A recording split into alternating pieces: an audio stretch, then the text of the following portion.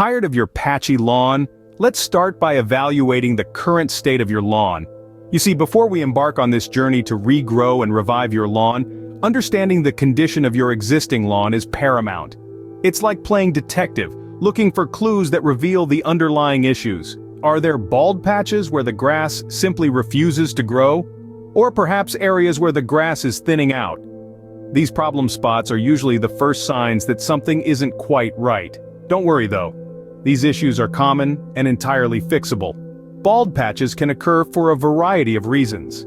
Perhaps there's been too much foot traffic in that area, or maybe it's been affected by pests or disease. Thinning grass, on the other hand, could be a sign of nutrient deficiency or poor soil quality.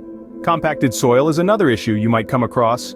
If your lawn feels hard underfoot and water tends to pool on the surface, it's a good indication that your soil is compacted. This condition prevents water, air, and nutrients from penetrating the soil, making it difficult for grass to grow. Identifying these problem areas is a critical first step, because it helps you target your efforts effectively. It's not simply about throwing down seeds and hoping for the best. It's about understanding what's causing the issue and taking the necessary steps to address it. So, grab a notebook, head outside, and start inspecting your lawn. Look for those bald patches, thinning areas, and signs of compacted soil. Take note of where these problem spots are located and how severe they appear to be. This will give you a clear picture of what you're dealing with and provide a roadmap for the regrowth process. Now that you've identified the problem areas, it's time to prepare the soil for the new grass. Trust me, your future lawn will thank you for this careful and considered approach. Up next, we're delving into the world of soil preparation, so stay tuned. A healthy lawn begins with healthy soil. Let's dive into how to prepare it. The process of preparing the soil is a three-part play: aeration, dethatching, and soil amendment. Each act is crucial and contributes significantly to the successful regrowth of your lawn. First up is aeration. Aerating your lawn involves creating small holes in the soil. This helps to break up compacted soil, allowing air, water, and nutrients to penetrate the grass roots. This encourages the roots to grow deeply and produce a stronger, more vigorous lawn. Think of aeration as helping your lawn take a deep breath. Next on stage is dethatching. Thatch is a layer of dead grass, roots, and debris that accumulates on a lawn over time. When this layer becomes too thick, it can prevent water, air, and nutrients from reaching the soil. By dethatching or removing this layer, we ensure the health of our lawn by allowing these essentials to reach the soil and roots. It's like getting rid of a roadblock that's preventing your lawn from getting the nourishment it needs. Last, but certainly not least, we have soil amendment. This is essentially adding materials to your soil to improve its physical properties. This can include adjusting pH levels, increasing organic matter, and improving nutrient availability. The goal here is to create the perfect environment for your grass to grow. It's like tailoring the soil to suit the specific needs of your lawn. Each of these steps is an integral part of preparing the soil, setting the stage for your lawn's comeback. They work together to create a fertile, welcoming environment for your new grass to take root. So remember, a healthy lawn is more than just a pretty face. It's a product of careful preparation that begins beneath the surface, with healthy, well-prepared soil. With the soil prepared, we're ready to move on to the next step: seeding or sodding. When it comes to regrowing grass, you have two options: seeding or sodding. Let's explore both. First up is seeding. This process involves sowing grass seeds directly into the soil. It's a cost-effective method, especially for large areas, and allows you to choose from a wide variety of grass types. Best time to seed? Early spring or fall, when the soil temperature is about 50 degrees Fahrenheit. Now the flip side. Seeding requires time, patience, and consistent care. It takes anywhere from a few weeks to a couple of months for the grass to establish, and during this period, the area must be kept moist and free from foot traffic. So how do you seed? Start by spreading the seeds evenly over the prepared soil.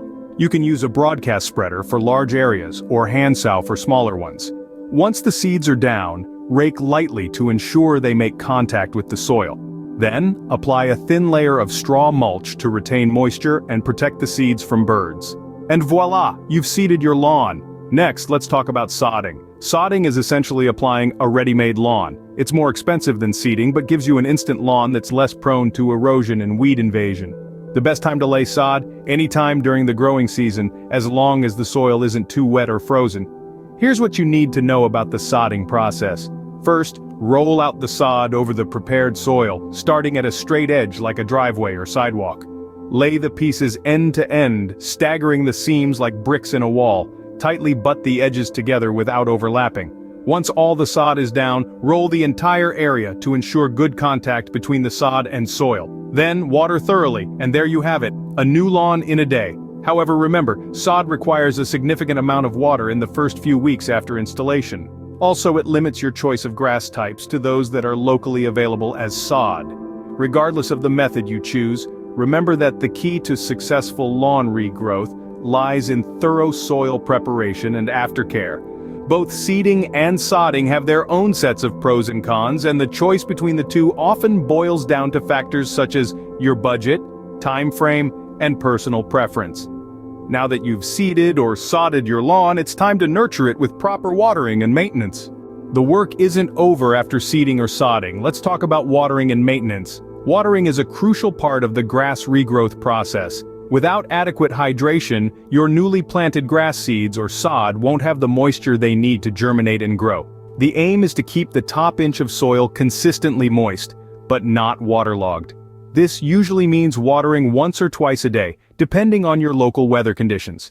Remember, the best time to water is early in the morning or late in the evening when the sun is less intense, which minimizes evaporation and helps the water reach the roots.